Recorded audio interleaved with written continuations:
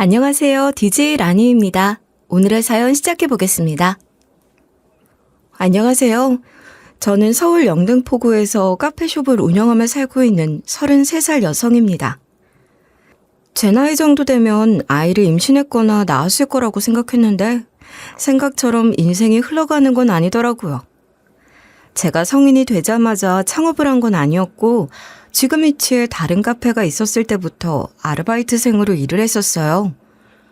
제가 일하는 카페이로 몇 개의 사무실이 있는 곳이었고 근처에 버스 정류장이 있어서 다른 직장인들도 정말 많이 오는 곳이었어요. 처음 남편을 만나게 된 곳도 바로 이곳입니다. 그 당시 제 나이는 30살이었고 같은 건물 직장인들 또한 저와 비슷한 나이대의 분들이 많이 계셨었어요.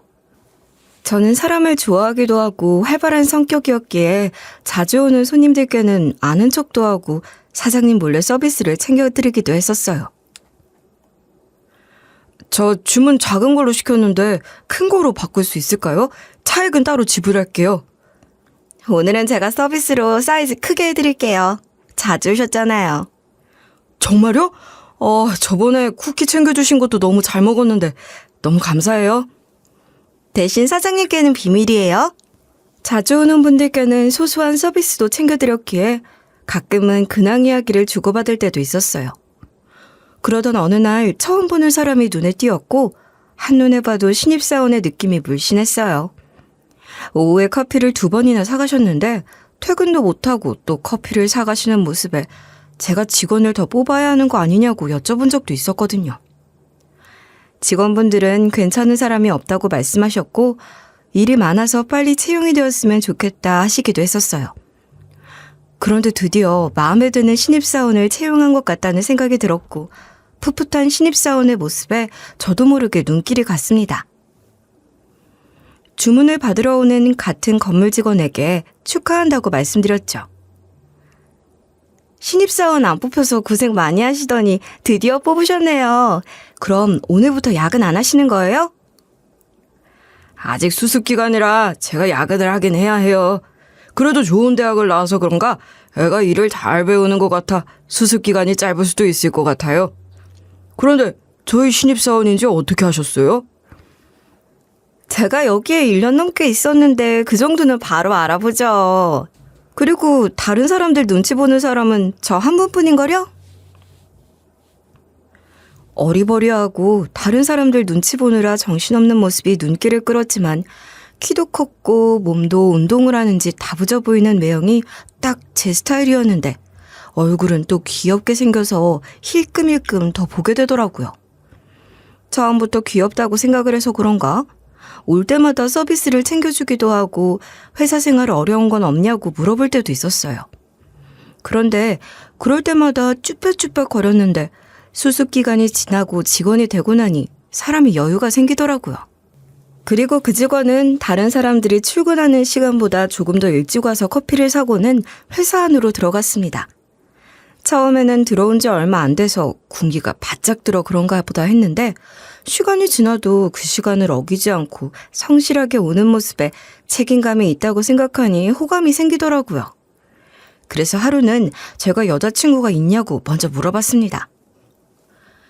거의 매일같이 보는 것 같은데 휴가는 따로 안 쓰세요? 여자친구가 평일에 데이트하자고 안 해요? 여자친구 없어요. 그리고 취업기간이 길었던 터라 일하는 게 너무 재밌더라고요. 매일 출근해도 힘들지가 않아요. 그래요? 그럼 저 한번 만나보시겠어요? 예전부터 마음에 들었거든요. 제 대답에 당황스러운 모습을 보였지만 그 당시 남자친구도 저에게 호감을 느끼고 있었을 때라 저희는 어렵지 않게 연인이 될 수 있었어요. 일하는 장소가 같다 보니 너무 좋더라고요. 일하면서 볼 수도 있고 가끔은 퇴근을 같은 시간에 해서 맛있는 음식점을 찾아 저녁도 먹으며 데이트를 하곤 했습니다. 그렇게 저희가 1년 정도 사귀게 되었을 무렵 제가 먼저 결혼 이야기를 꺼냈었어요. 남자친구는 저보다 1살이 많았기에 32살이었고 저는 31살이었기에 결혼을 해도 되는 나이라고 생각했거든요. 나중에 결혼하게 되면 아이는 낳을 거야? 낳게 되면 몇 명 정도 낳고 싶어? 난 외동이라 애 둘은 낳고 싶은데 내가 낳는 것도 아니니 그때 상황 봐야지 않을까? 애를 갖고 싶다고 가질 수 있는 것도 아니잖아. 나도 애는 둘 정도는 낳고 싶었는데. 그래서 말인데 우리 결혼할까? 하루라도 빨리 결혼해야 건강한 몸으로 아이를 낳을 수 있을 것 같아서.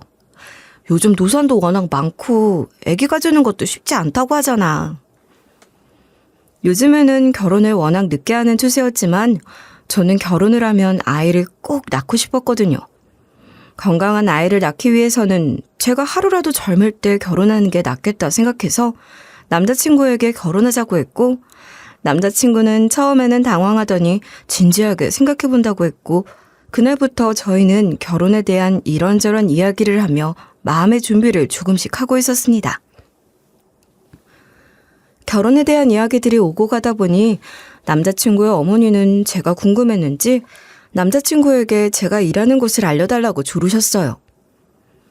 제가 싫어할 수도 있겠다 생각했는지 저한테 먼저 자기 엄마한테 제가 일하는 곳을 알려줘도 되냐고 물어봤고 저는 괜찮다고 얘기했죠. 그리고 다음날 어머님을 만나게 되었어요. 남자친구는 회사 때문에 저 혼자 어머님을 대면하게 되었습니다. 어머님은 저를 보자마자 대뜸 학교는 어딜 나왔는지 물어보셨어요. 저는 지방 국립대인 강원대를 졸업했어요. 강원대? 지방 국립대면 서울에 있지도 않겠네? 제가 지방에 있는 학교를 나왔다는 소리를 들으니 남자친구 어머님의 표정이 안 좋아지는 것처럼 보였습니다. 그러고는 비아냥거리는 말투로 저에게 말씀하셨죠. 우리 아들은 서울 애들도 들어가기 힘들다는 명문대를 나왔는데 고작 지방에 있는 대학 나온 거야? 우리 아들은 어디에서 만난 거야? 여기 카페에서 처음 만났어요. 제가 여기에서 일하고 있었고 남자친구는 이 건물 안에 있는 회사에 다니고 있었거든요. 그 순간 내가 면접을 보러 왔나 싶은 기분이 들었고 저 역시 유쾌한 경험은 아니었습니다. 남자친구가 공부 잘해서 명문대 들어갔다는 사실은 알고 있었지만 저희가 20대 초반도 아니고 대학 잘 나온 거로 자랑할 시기는 지났다고 생각했기에 남자친구나 저나 대학에 대한 언급은 거의 없었어요. 오히려 남자친구는 대학교에 대해서 이야기하는 걸 싫어하는 편이었죠. 남자친구가 명문대를 나왔지만 본인보다 공부를 못했던 친구들이 더 잘된 경우도 있고 좋은 대학을 다니지 않았던 사람들과 똑같은 중소기업을 다니고 있었기에 잘 안 풀린 케이스라며 자존심 상해했었거든요. 남자친구 어머님은 남자친구의 이런 마음을 모르시는 건지 저에게 의스대고 싶으셨던 건지 갑자기 의자에 걸터앉아 말씀하기 시작하셨어요. 우리 아들은 충분히 대기업 갈 수 있었는데 효자라 집에서 회사 다니려고 일부러 가까운 중소기업에 취업한 거야. 지금이라도 마음 먹으면 대기업 가고도 남지. 그런데 너는 언제까지 여기에서 일하려고? 저는 나중에 카페 차릴 거라 여기에서 더 일하면서 제 사업 더 준비한 다음에 나오려고요.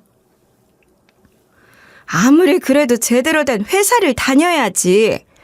요즘 한 집 건너면 바로 카페에 있더라. 요즘엔 그거 돈도 안 돼. 그거야 어떻게 하는지 나름이죠. 잘 되는 곳은 밖에서 기다리기도 하잖아요. 제가 카페에서 일한 경력이 짧지 않기에 진상들을 정말 많이 만났었거든요. 그래서 남자친구 어머님을 대하는 건 껌이었죠. 남자친구 엄마는 제가 기가 죽거나 고분고분하기를 바라며 싫어하는 티를 팍팍 내며 말씀하셨고 저는 그럴 때마다 웃으면서 다 받아줬었어요.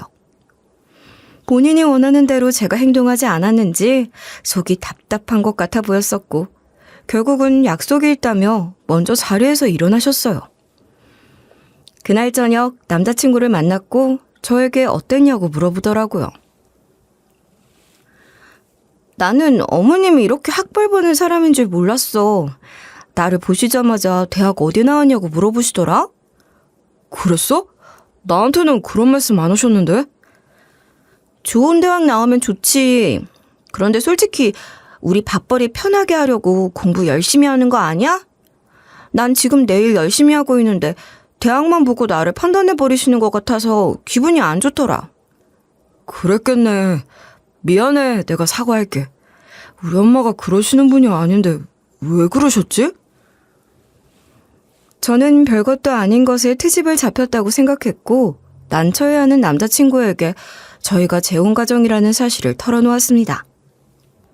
그래서 말인데 미리 얘기하는 게 나을 것 같아. 우리 엄마 친엄마 아니고 새엄마야. 나 재혼가정이거든. 저는 부모님과 사이가 좋은 편이었기에 남들이 봤을 때는 애교 있는 외동딸을 둔 집안이라고 생각하는 경우가 많이 있었어요. 그랬기에 먼저 말하지 않으면 새엄마인 줄 모르는 사람도 많았죠. 굳이 이런 이야기를 꺼내면서 색안경을 쓰고 저를 판단하지 않길 바란 마음이었기에 남자친구한테는 먼저 이야기하지 않은 것이었어요. 제가 어렸을 때 저희 집이 많이 가난했었고 친엄마는 제가 5살이 된 해에 저를 두고 도망가 버리셨습니다. 그 뒤론 아빠 일을 따라다니거나 유치원에서 아빠만 올 때까지 기다리며 유년 시절을 보냈어요. 제가 초등학생이 되었을 무렵 아빠는 만나는 여자가 있었고 그때 그 여자가 지금의 저희 새엄마입니다. 저는 아빠가 다른 여자를 만나는 게 싫었고 언젠가 엄마가 다시 돌아올 자리를 새엄마가 뺏는 듯한 기분이 들었거든요. 그런데 새엄마는 제 마음을 얻기 위해 노력하셨고 그 와중에 친엄마와 연락이 되었어요. 그래서 저는 친엄마 보고 빨리 돌아오라고 했지만 친엄마 역시 다른 남자와 가정을 꾸렸고 애도 낳아서 키우고 있으니 다시는 연락하지 말라고 했습니다. 그 뒤론 저도 새엄마에게 마음을 열었고 일반적인 모녀들처럼 말다툼도 했다가 같이 쇼핑도 다니는 사이가 되었죠. 제 학벌 가지고 남자친구 어머니가 한 소리 했기에 남자친구에게 이 사실에 대해 자세히 알려주며 결혼에 대해서 다시 한번 생각해보자고 했어요.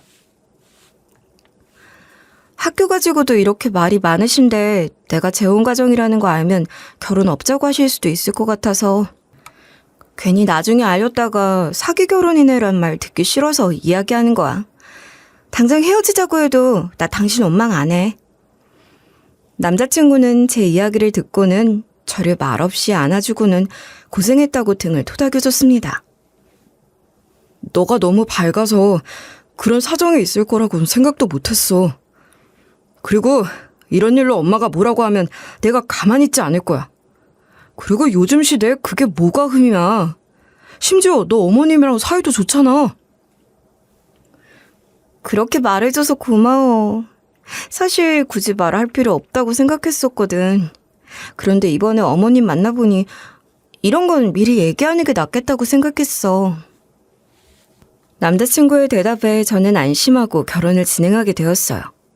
그리고 다음날 남자친구는 어머님과 함께 제가 일하는 카페로 와서는 저보고 사과하라고 했고 남자친구 어머님이 저에게 미안하다고 하셨어요. 너한테 학벌로 망신 주려고 한 건 아니었어. 그렇게 들렸다면 미안하다.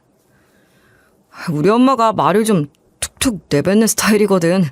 내가 그러지 말라고 말씀드렸으니 이번 한 번만 용서해줘. 그래. 내가 다음부터는 너에게 말할 때 조심하마. 남자친구 어머님은 남자친구가 난리를 치니 억지로 사과를 하는 것처럼 보였지만 그래도 이렇게까지 와서 직접 사과하시는 모습에 알겠다고 말씀드렸습니다. 그런데 이런 모습이 어느 정도는 이해가 되기도 했었어요. 자기 아들이 명문대를 나왔으니 명문대 여자를 은근히 바랬을 것 같기도 했거든요. 그렇게 두 사람이 저에게 사과하러 온 자리에서 제가 재혼가정인 사실을 이야기했습니다. 그리곤 예비 시어머니 표정을 슬쩍 보았는데 조금 놀란 얼굴만 보이셨어요. 저는 당연히 얼굴을 잔뜩 찌푸리고 계셨을 거라 생각했거든요. 그 뒤로도 별말하지 않으셨기에 학벌은 문제가 되는데 재혼가정은 괜찮으시다는 건가 싶은 생각이 들었습니다. 그런데 예비 시어머니가 제 이야기에 반응하지 않았는지는 그날 저녁에 알게 되었죠. 예비 시어머니에게 전화가 왔을 때 속으로는 올 것이 왔구나 싶었어요. 아까는 본인 아들도 있었기에 내색을 못했고 이제 나에게 본인 속마음을 꺼내겠구나 싶은 생각에 긴장하며 전화를 받았어요.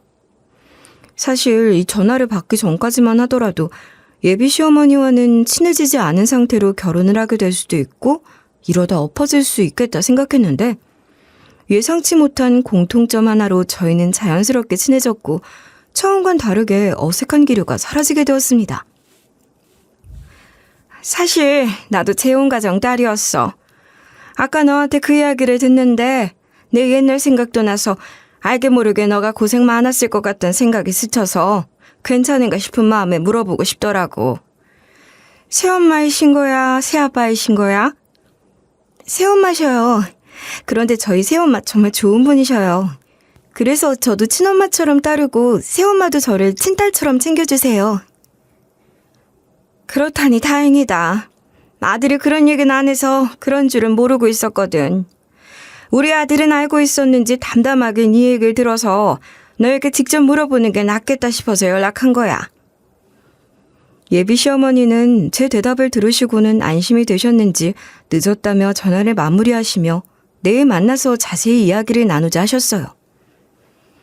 다음 날 예비 시어머니와 단둘이 만나서 이런저런 이야기를 하는데 한숨을 푹 쉬시며 본인 속마음을 털어놓으셨습니다.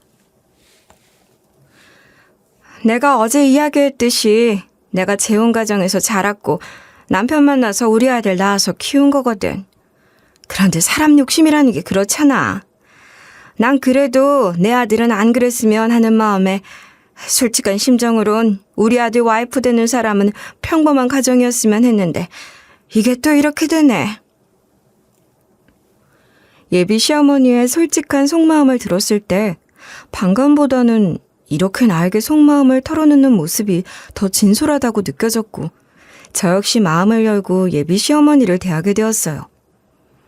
그때부터 예비 시어머니에게 잘 보이고 싶다는 생각을 했고 안부 연락도 드리기 시작했어요. 아직 결혼을 한 게 아니라 이렇게까지 할 필요는 없었지만 그래도 예전에 비해서 한결 가까워졌다고 생각했거든요. 그래서 남자친구와 데이트를 하다가 맛있는 걸 먹게 되거나 예비 시어머니가 좋아하실 것 같은 디저트를 보게 되면 남자친구 손에 시어머니 꽃도 들려서 집에 보내곤 했습니다. 그렇게 우리도 평범한 예비 시어머니, 예비 며느리 사이가 되고 있다고 생각한 어느 날 나 혼자만 노력을 하고 있었구나 싶은 일이 생겼습니다. 그날은 모처럼 나랑 새엄마가 데이트를 하고 있었고 같이 음식점을 가고 있을 때 예비 시모에게 전화가 왔습니다. 나 지금 사거리역 레스토랑에 있는데 당장 바지 하나 사들고 와라. 네? 갑자기 바지를 사오라뇨? 무슨 일 있으세요? 그냥 빨리 아무 바지나 사가지고 오라고. 갑자기 바지를 사오라고 하는 예비 시어머니의 말에 어리둥절해서 물어봤는데 제 질문에 답변은 해주지도 않으시고 빨리 바지를 사가지고 오라고 하셨어요. 부탁하는 말투도 아니었고 명령조로 말씀하시는 모습에 내가 친하게 지내고 싶은 마음은 있었지만 이렇게 함부로 대하는 걸 바라는 건 아니었기에 지금 밖에 나와서 못 간다고 말씀드렸어요. 그러니 그제서야 어찌된 상황인지 자초지종에 대해 설명하셨습니다.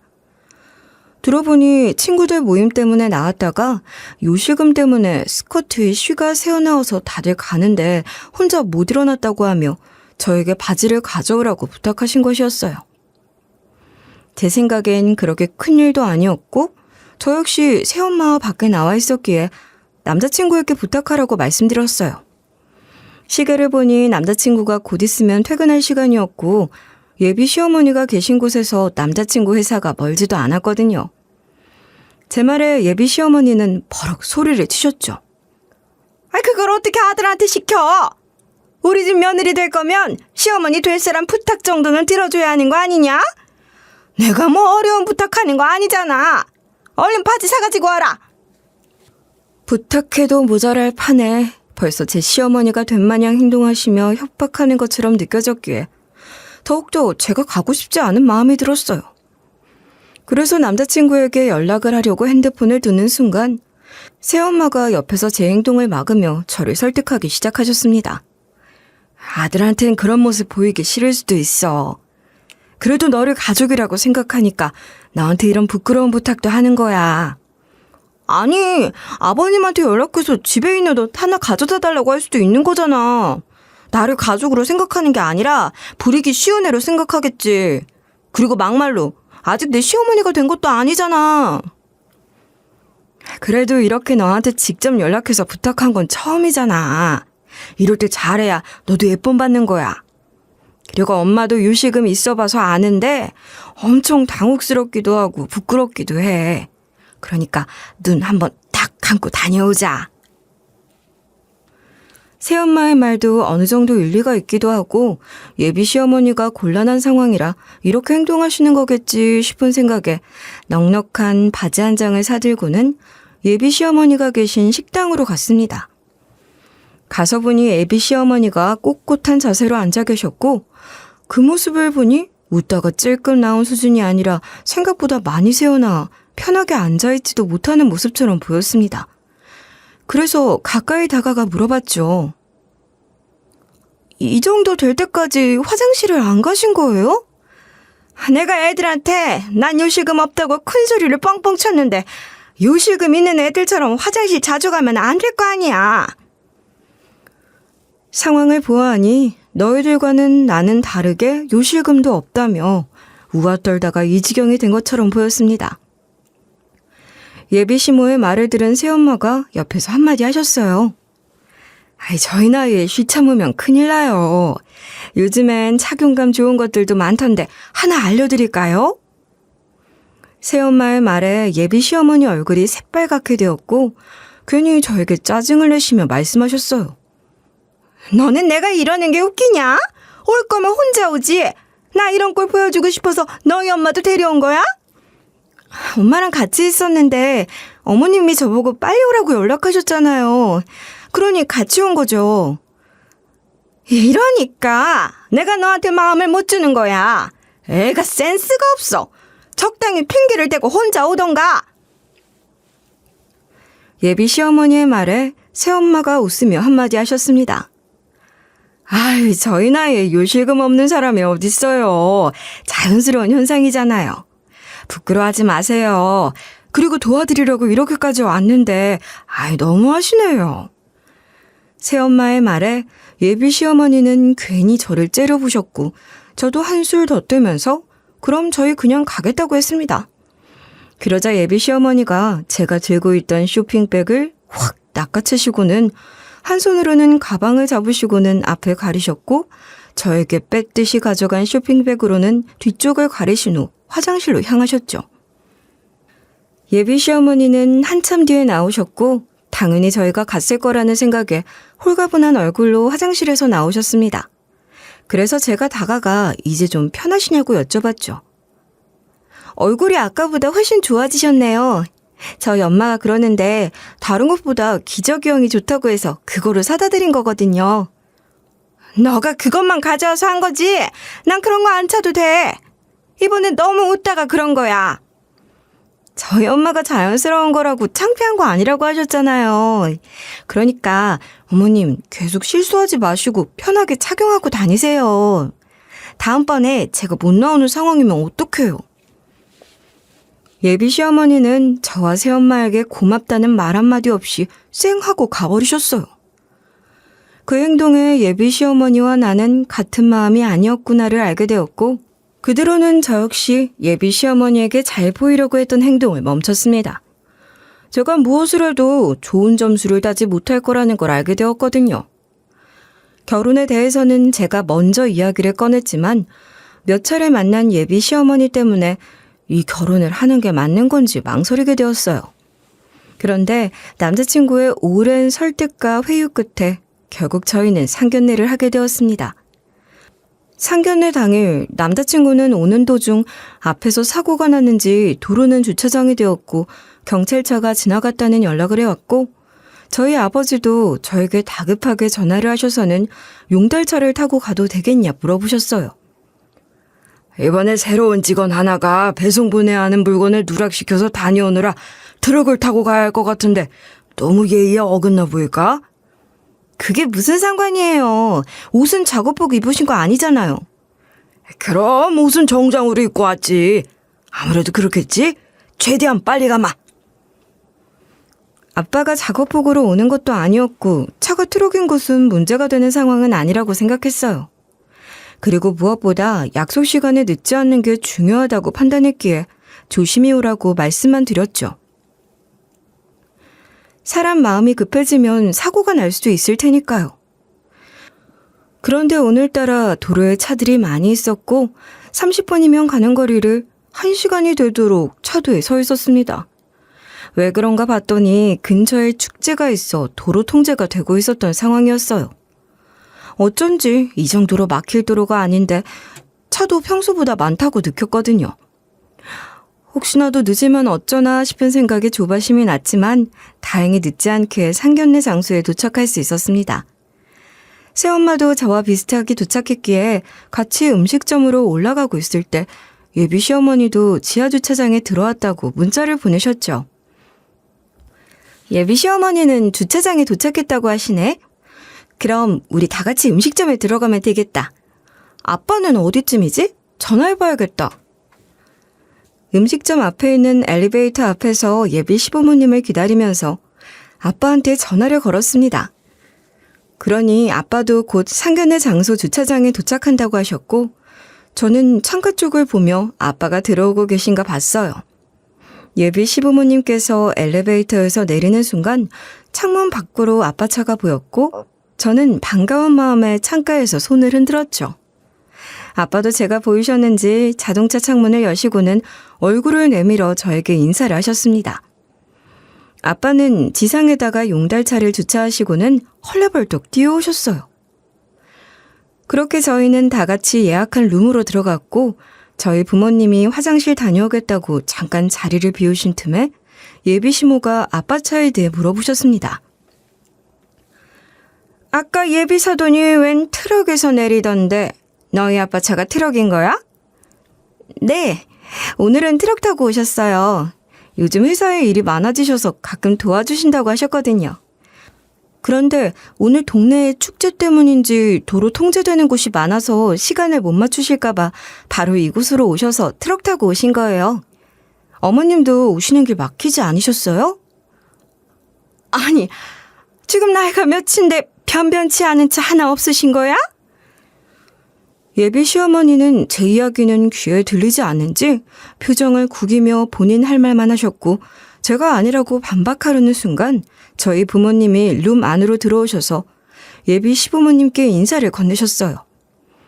이 와중에 제가 트럭에 대해서 말을 꺼내는 건 아닌 것 같다는 생각에 잠자코 있었죠. 남친을 기다리고 있는데 저희 부모님께서 예비 시부모님들께 이것저것 물어보셨고 예비 시모는 시큰둥하게 대답하거나 한숨만 푹푹 쉬었습니다. 이런 태도는 너무하지 않나 싶은 생각에 한 말씀 드리려고 했는데 그 순간 예비 시어머니가 먼저 말을 꺼내셨습니다. 아무래도 이 결혼 다시 생각해 봐야겠네요. 갑자기 그게 무슨 말씀이신지요? 제가 이런 말까지는 안 하려고 했는데 솔직히 수준차가 나서 결혼시켜도 애들이 행복할 것 같지가 않네요. 아들이 좋다고 하니 많이 참고 어떻게든 맞춰보려고 했는데 아무래도 안 되겠네요. 수준이 맞지 않는다는 게 무슨 말씀이신지 저희가 신뢰한 부분이 있을까요? 이렇게 된 거 그냥 솔직하게 말씀드릴게요. 예전에 가난하셨다는 말씀 들었어요. 그래서 애 엄마도 도망갔다면서요. 예비 시어머니의 무례한 말에 아빠보다 새엄마가 더 크게 화를 내셨습니다. 지금 그 얘기가 왜 나와요? 그리고 이런 헌행은 너무 무례하신 거 아닌가요? 무례한 건 그 집 사람들이죠. 딸 결혼으로 장사하고 싶으셨던 것 같은데 저희가 그렇게 멍청한 건 아니라서요. 뭐라고요? 진짜 보자 하니까 못하시는 말씀이 없으시네요. 아까 오실 때 차 보니까 어떤 모양으로 살아왔는지 대충 보이더라고요. 이런 말씀 드리긴 뭐하지만 어느 정도 나이가 차면 차로 사람을 판단하게 되잖아요. 나이에 격에 맞는 차를 타고 다니게 되니까요. 저희 차는 1억이 넘는 벤츠예요. 사돈 어른께서 타고 오신 트럭이랑 같은 공간 쓰는 것도 웃기죠. 예비 시어머니는 팔짱을 끼고서는 거만한 태도를 이야기하기 시작했고 저 때문에 부모님이 이런 소리를 듣게 된 것 같아 죄송한 마음과 예비 시어머니에게 너무 화가 나 얼굴이 새빨개진 순간 저희 엄마와 아빠는 웃음을 터뜨리셨습니다. 웃음이 나오는 게 아니라 화가 나는 이야기가 아닌가 싶은 생각에 당황했고 예비 시부모도 상황에 맞지 않게 본인들을 비웃는다고 생각했는지 불쾌한 듯한 얼굴 표정을 지었고 저희 아빠는 예비 시어머니에게 그렇게 하자고 말씀하셨습니다. 좋습니다. 파혼하시죠. 그럼 서로 더 얼굴 볼 일도 없을 것 같은데 일어나겠습니다. 그리고 제 차는 가져가야 할 것 같네요. 시모가 보란 듯이 식탁에 차키를 올려놓고 있었는데 저희 아빠는 그 차키를 쓱 가져가셨어요. 그 모습에 예비 시모가 벌떡 일어나서는 소리쳤죠. 지금 제가 보는 앞에서 저희 차 훔쳐가시는 거예요? 돈이 없으면 성실하게 돈 벌 생각을 해야지 남의 걸 탐내면 되겠어요? 남의 걸 탐내는 건 제가 아니라 그쪽인 것 같은데요. 그리고 제가 트럭 타고 온 것 때문에 오해를 하신 것 같은데 예전에는 말씀하신 대로 가난한 거 맞습니다. 그런데 지금은 부족하지 않게 살고 있거든요. 상견례 자리에 트럭 타고 나오면 말 다 했죠. 아빠는 계속해서 비아냥거리는 예비 시어머니에게 명함을 하나 건넸고 예비 시어머니는 그 자리에서 입을 떡 벌린 채로 서 있었습니다. 그럴 만도 하죠. 아빠가 건넨 회사 명함이 남친이 다니는 회사 명함이었거든요. 그리고 직함에 떡하니 대표라고 써 있었으니 얼마나 놀랐겠어요. 사실 남자친구가 저희 아빠 회사 직원이었고 저는 이 사실을 사귀고 나서 바로 알게 되었어요. 제가 일하던 카페 위에는 회사가 3개 정도 있었고 아빠는 운송회사를 운영하셨기에 당연히 IT 기업에 남친이 다닐 거라고 생각했던 것이었어요. 그런데 알고 보니 저희 아빠 회사에서 회계 처리 업무를 주로 해주고 있던 것이었기에 우리 아빠가 대표인 걸 말을 해야 하나 싶었는데 괜히 그럼 서로 불편하게 될 것 같더라고요. 저는 아빠가 갖고 있는 재력이 제 것이라고 생각해 본 적이 없었어요. 아버지가 회사 대표여도 저와 큰 상관이 없다고 생각했고 저희 부모님 역시 저에게 비싼 명품을 사다 주신다거나 하지 않으셨기에 친한 친구 몇 명만 저희 아버지가 회사 대표인 걸 알고 있었죠. 남친과 결혼 이야기가 나왔을 무렵 아빠가 남자친구를 데려오라고 했고 그때 제가 부모님께 남자친구가 사실 아빠 회사 직원이고 남친이 자기 회사 대표가 우리 아빠라는 걸 알면 회사에서도 서로 불편해질 것 같아서 결혼이 확정되기 전까지는 조심하고 싶다고 말씀드렸습니다. 저희 부모님도 그렇게 하라고 하셨기에 지금까지 말을 하지 않은 것이었어요. 예전에 예비 시어머니 때문에 결혼을 해야 하나 말아야 하나 고민을 했던 전적이 있었기에 결혼을 할 수 있을지도 확신이 없었거든요. 부모님은 알겠다고 해주셨고 아빠는 제 남자친구가 누구인지 알았기에 회사에서 몰래 챙겨주신 것 같았어요. 한 번은 동창회에 간다고 했던 남자친구가 밤에 저를 부른 날 왜 그런가 싶어서 내려가 봤고 아빠가 끌고 다니는 벤츠차를 타고 있길래 너무 놀랐지만 아무렇지 않은 척하고는 이 차는 뭐냐고 물어봤거든요. 못 보던 차네? 갑자기 이 차는 뭐야? 저번에 야근하고 있는데 사장님이 오시더니 집에 어떻게 가냐고 물어보시더라고. 그래서 그냥 버스 타고 가거나 버스 끊기면 택시 타고 간다고 했더니 편하게 타라고 주셨어. 회사 다닐 동안 편하게 쓰라고 하셨다?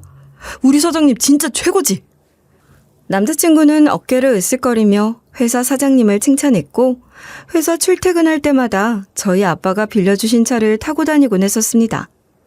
근데 예비 시부모님들이 그 차를 본인들 차라고 속이고 마음대로 타고 온 것이었어요.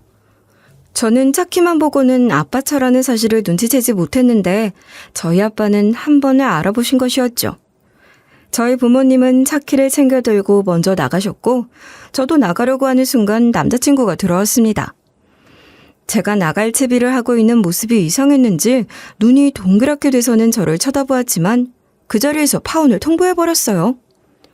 파혼이라니? 갑자기 그게 무슨 말이야? 무슨 일 있었어? 우리 아빠가 용달차 끌고 온 모습 보니 너희 엄마가 수준이 안 맞아서 결혼을 못 시키겠다고 하더라. 그래서 우리도 알겠다고 했어.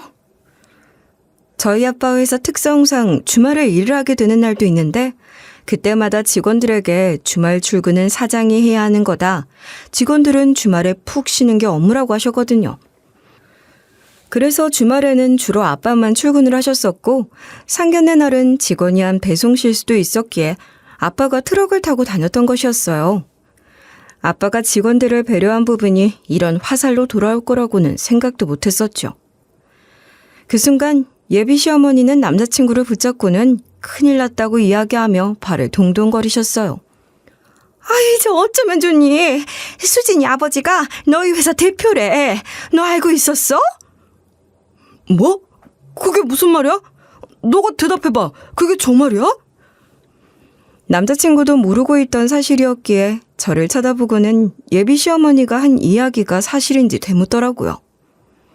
이제는 더 이상 숨길 것도 없겠다 싶은 마음에 맞다고 해주니 남친은 그 자리에서 예비 시모에게 호통치기 시작했어요.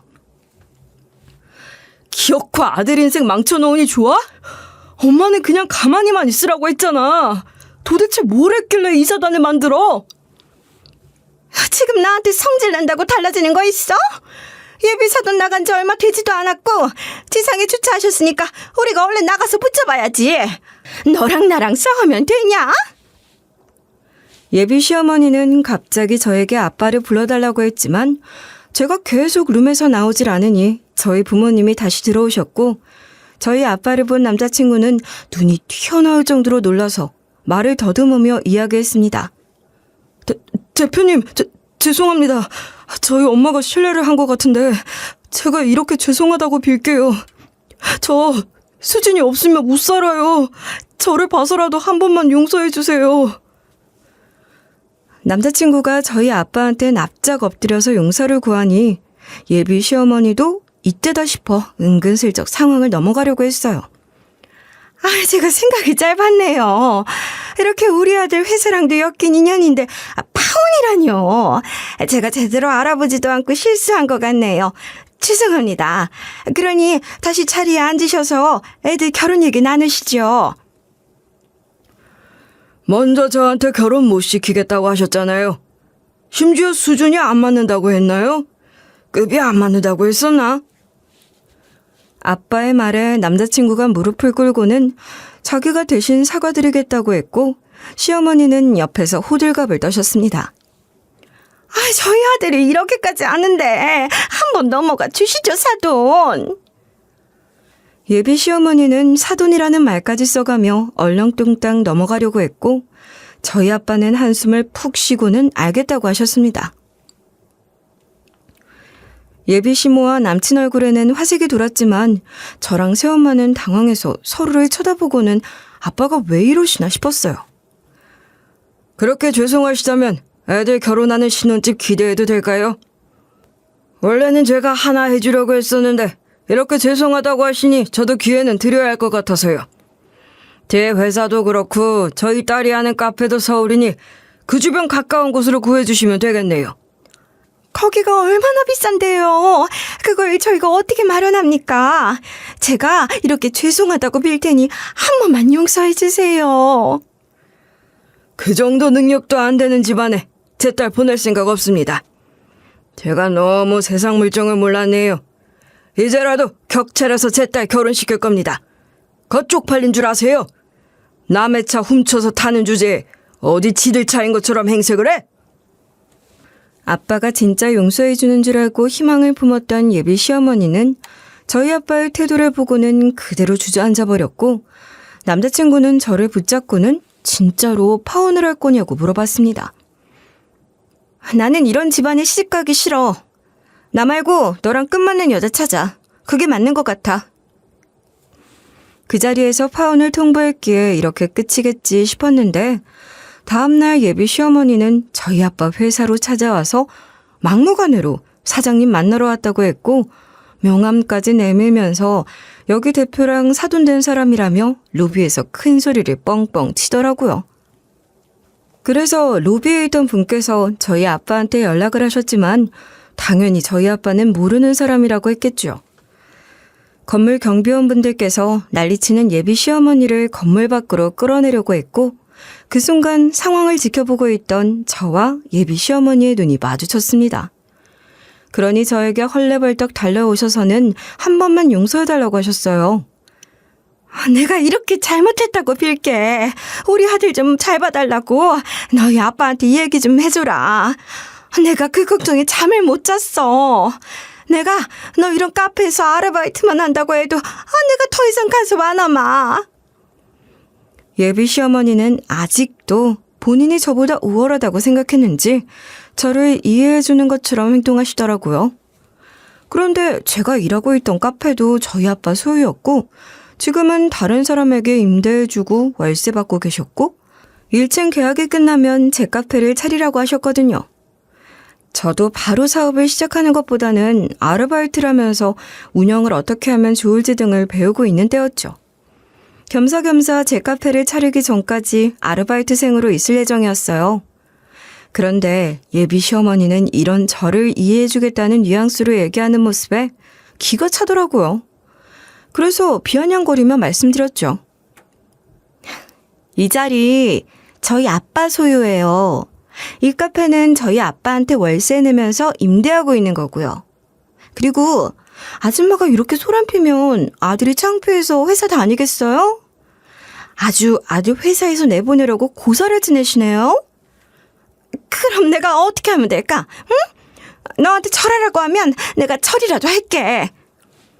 아줌마, 그래도 제가 알던 정이 있으니 이번 한 번은 넘어가 드릴게요. 당장 저희 가게에서 나가세요. 지금 안 나가시면 저 경찰 불러요. 그럼 우리 아들한테 피해 안 주겠다고 약속하면 우리 아들 자르면 안 된다고 너희 아빠한테 말 좀 잘해줘. 그것만 약속하면 내가 당장 나가마. 남의 차나 훔쳐타는 도둑 주제 이제는 영업방해까지 하시네요?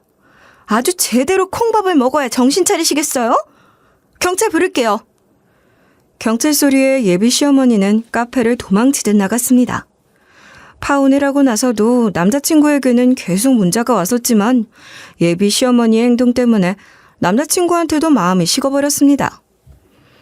자식은 부모의 거울이라고 지금은 별 문제 없어 보여도 시간이 지날수록 예비 시모처럼 될 수 있다고 생각했거든요. 그날 저녁 아빠한테 남자친구 소식을 들었는데 사직서를 제출했다고 하더라고요.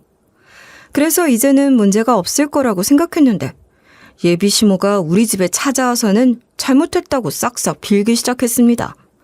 왜 그런가 봤더니 상견례 때 예비 시모모가 우리 아빠 차를 몰래 가지고 나온 것 때문에 자동차 등 불법 사용죄로 신고가 되었고 그것 때문에 진짜 감옥에 갈 수도 있는 상황이었기에 저희 집까지 찾아오신 것이었죠. 내가 잘못했다. 아들 장가 보내는데 저희가 가진 게 하나도 있어 보이려고 그랬어요. 죄송해요. 다시는 이런 일 없을 거예요. 사장님이 저 용서 안 해주시면 저 감옥 가야 해요. 남자친구 엄마는 본인이 어떻게 하면 용서해 주실 거냐고 하길래 아빠가 용서해 주면 되는 문제인 줄 알았는데 그게 아니더라고요. 형사처벌이 적용되는 죄질의 경우에는 합의가 진행되더라도 형사처벌 받는 부분이 없어지는 것은 아니었어요. 그냥 처벌받는 수위 정도만 낮아지는 것이었죠. 울며 불며 죄송하다고 하는 남자친구 엄마를 향해 저희 아빠는 생각해본다고 말씀하셨죠. 감사합니다. 저를 하라고 하시면 절도 할게요.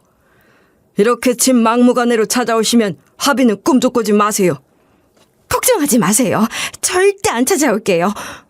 감사합니다, 사장님. 저희 아빠의 말 한마디에 남자친구 엄마는 감사하다고 허리를 90도로 숙이고는 가버렸어요. 저희 아빠가 신고할 거라고 말씀하시긴 했지만 정말 신고하실 줄 몰랐기에 아빠한테 어떻게 하실 거냐고 여쭤봤습니다. 진짜 합의해 주실 거예요? 언제 신고하신 거예요? 합의는 해줘야지. 그리고 나는 신고할 생각 없었는데 저 집 아들이 찾아와서는 자기 부모가 잘못한 거니 책임지겠다고 신고하라고 하더라고. 저런 부모만 아니면 사이 삼아도 될 놈인 것 같더라. 아무리 본인 부모가 잘못했어도 신고해달라는 자식은 없거든. 사직서 내면서 그 말을 하길래 대단하다 싶었어. 그런데 부모가 저 모양이니 결혼 안 하길 잘했지. 누군가는 저에게 그냥 예비 시부모님들만 안 보고 살면 되는 거 아니냐고 하겠지만 저는 부모 자식은 천륜이라는 게 있다고 생각해요. 저희 엄마가 저를 그렇게 매몰차게 버렸어도 제가 엄마를 잊는 데까지는 꽤 오랜 시간이 걸렸거든요. 지금은 남자친구가 제 편을 드는 거지 나중에 시간 지나면 저 때문에 자기 부모도 못 보고 산다고 제 탓을 할 게 뻔했기에 이 사람과는 여기까지 하는 게 맞다고 생각했어요. 지금이라도 좋게 좋게 헤어지는 것이 서로의 미래에도 좋은 영향이 있을 거라고 생각했죠.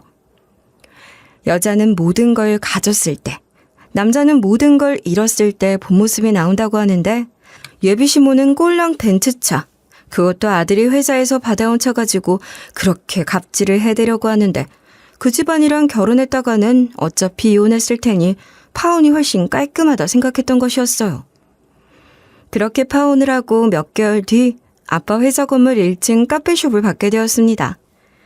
저희 아빠가 저에게 증여를 해주신 부분이었지만 저는 다른 임대인들처럼 꼬박꼬박 월세를 보내고 있어요. 그래야 제 스스로 책임감이 생기고 가게도 더 열심히 운영하게 될 거라고 생각했거든요.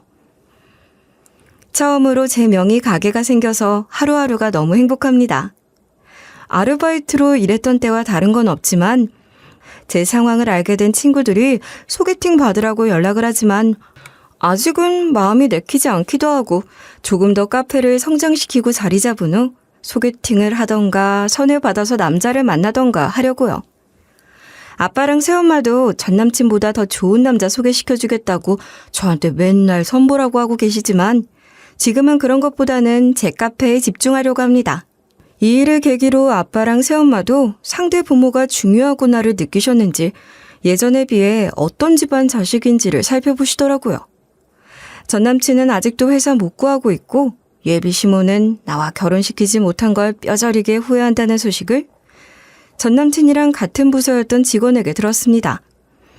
제가 파혼했다는 소식을 듣고 나서 제 속 시원하라고 전 남친 소식을 알려주는데 생각만큼 마음이 그렇게 후련하지도 않더라고요. 오히려 안타까운 마음만 나는 것 같아요. 사람이라는 건 본인 수준을 알고 남을 깔보지 않는 게 중요한 것 같아요. 제 사연은 여기까지입니다. 제 사연 들어주신 분들께 감사하다는 말씀드리며 이만 줄이도록 하겠습니다. 감사합니다.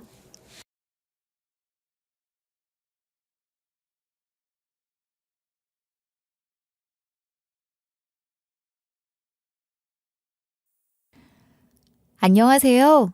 DJ 현희입니다. 오늘의 사연 시작해 보겠습니다. 안녕하세요. 저는 아내와 사별한 지 몇 년이 된 50대 남자입니다. 적적할 때면 유튜브를 틀어 사연을 종종 듣곤 했었는데 대부분 여자분들이 많이 사연을 보내시는 채널에 남자인 제가 사연을 보내도 될런지 싶어 용기가 잘 안 나더군요. 그러다 한번 용기를 내어 이렇게 사연을 적어봅니다. 기막힌 시댁살이나 불륜 막장 스토리는 아니지만 제게도 나름 쇼킹한 반전 사연이 있거든요. 그럼 지금부터 이야기를 한번 시작해 보겠습니다. 아내를 몇 해 전 떠나보낸 저는 지금도 여전히 그런 아내를 채 잊지 못한 채 살고 있습니다. 주변에선 이만하면 할 만큼 했지 않냐, 이제 그만 잊어버리고 재혼이라도 해라 하는 사람들이 많지만 저에게 아내는 참 특별한 사람이었고 그런 아내를 잊는 일은 정말 쉽지가 않은 일이었어요. 저에게 아내는 정말이지 한 줄기 빛과도 같은 사람이었습니다. 저같이 별 볼 일 없는 남자에게는 정말 과분하고 멋진 사람이었죠. 저는 평범한 집에서 평범하게 자란 평범한 회사원에 불과했지만 아내는 부유한 집에 무남 동녀 외동딸로 태어나 그림 전공하고 유학까지 다녀오고 작가 활동까지 하던 사람이었어요. 저를 만났을 때는 미술학원을 열어 원장으로 일하던 중이었고요. 취향도 고상하고 가진 것도 많고 배운 것도 많은 아내가 왜 저 같은 평범한 남자를 선택했는지 사실 저조차도 이해되지는 않았어요. 늘 과분하단 마음뿐이었죠. 실은 제가 아내를 만난 게 아내가 운영하는 미술학원에 다니면서였거든요. 평소 그림에 관심이 많았냐고요? 전혀요. 저같이 평범하게 자란 남자가 뭐 그런 고상한 취미가 있을 리가 있었겠어요. 저는 그냥 어머니 환갑 선물로 드리려고 미술학원 취미반에 등록을 한 거였어요. 혹시 취미반 등록을 하게 되신 계기를 여쭤봐도 될까요? 사실 저희가 성인 취미반도 운영을 하고 있지만 남자분이 등록하신 경우가 정말 흔치 않거든요. 실례가 안 된다면 이유를 여쭤봐도 될런지. 아, 그게 사실은 저희 어머니 때문입니다. 저희 어머니께선 지금 초기 치매를 앓고 계세요. 그래서 아주 조금씩 기억을 잃어가시는 중이시죠. 그런 어머니를 위해서 제가 무슨 일을 할 수 있을지 그걸 고민해보게 됐어요. 어떻게든 모시고 여행이라도 다니고 싶은데 그럴 만한 사정도 못 되고 그래서 생각을 해보게 됐어요. 저희 어머니가 그림을 워낙 좋아하셨거든요. 저도 어릴 땐 제법 그림을 좀 그린다는 소리도 듣곤 했었는데 그 재주가 여태 남아있을진 모르겠지만 어머니 위해서 다시 해보고 싶다는 생각이 들었어요. 조금이라도 정신이 온전하실 때 어머니가 좋아하시는 것들, 어머니의 모습들, 그런 것들을 그림으로 그려서 선물하고 싶었거든요. 와, 감동적이네요. 어머님은 아마 이런 효자 아드님을 두셔서 오래오래 예쁜 기억들을 많이 간직하고 계실 거예요. 어머님이 참 좋은 아드님을 두셨네요. 아마 정말 좋은 선물이 될 거예요. 제가 잘 지도해 드릴게요. 아내가 절 좋게 본 건 그런 제 마음이 예쁘다고 생각해서였나 봐요.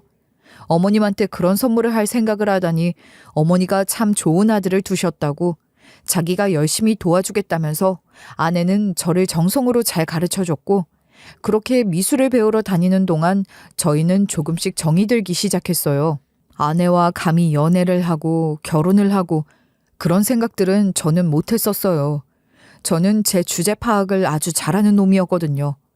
그런데 아내 쪽에서 오히려 제게 적극적으로 다가와줬고 그래서 우리 관계가 시작될 수 있었던 것 같아요. 하지만 아내 집안에선 역시나 저희 관계를 반대하고 나섰죠. 부잣집에서 귀하게 키운 외동딸이 별 볼 일 없는 놈 만나 시집 가겠다고 하니 반대하시는 것도 이해는 됐죠. 부잣집에서 귀하게 키운 외동딸이 별 볼 일 없는 놈 만나 시집 가겠다고 하니 반대하시는 것도 이해는 됐죠. 하지만 그땐 이미 아내를 향한 제 마음이 너무 확고한 상태였거든요. 저는 장인어른 장모님 앞에 무릎을 꿇고 아내를 향한 사랑과 희생을 맹세했습니다. 제가 많이 부족하다는 거 잘 알고 있습니다.